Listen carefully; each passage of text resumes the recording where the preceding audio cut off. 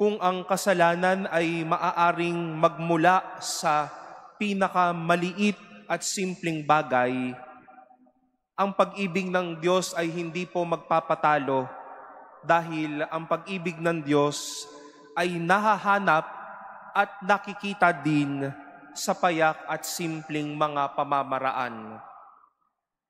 It was the thought of Elijah that God would appear to him or reveal to him through the wind, through the earthquake, and through the fire.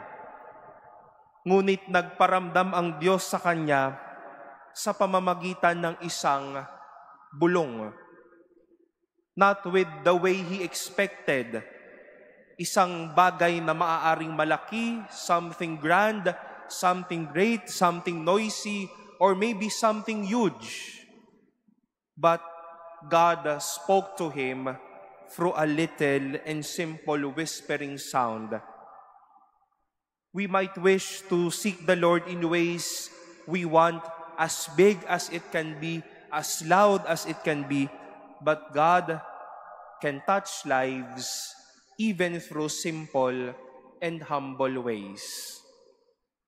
But then, my dear brothers and sisters, it was the warning of Jesus to His people and to all of us now that although we can acknowledge God through simple and small things, we also need to open our eyes that sometimes sin can begin with simple and small things as well.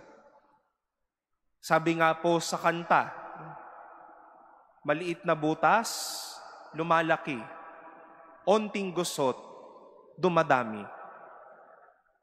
Ang masamang pagtingin lang, ang pag-iisip ng isang marahas o masamang bagay, ang galit na lumalaki sa ating dibdib, ang papuslit-puslit na pagkuha ng mga bagay, lahat ng iyan, maliliit at mga ugat ng kasalanan na maaaring may maging malaking pagkakaganapan sa bandang dulo. But my dear brothers and sisters, let us not settle with knowing how sin can begin in subtle ways. If sin can begin in subtle ways, God can rescue and bless you in humble ways as well. Kung nadala ng pagkakasala because of social media, then let us be reminded that people are ready to talk with you or to be with you in this time.